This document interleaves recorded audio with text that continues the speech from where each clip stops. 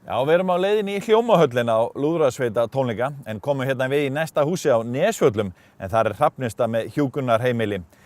Það var svakalegt þorrablót þarna í síðustu viku og við ætlum aðeins að kíkja inn.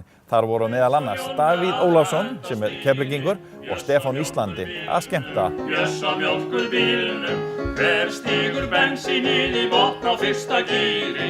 Bjössa mjólkurbílnum, hann Bjössi þennan gull.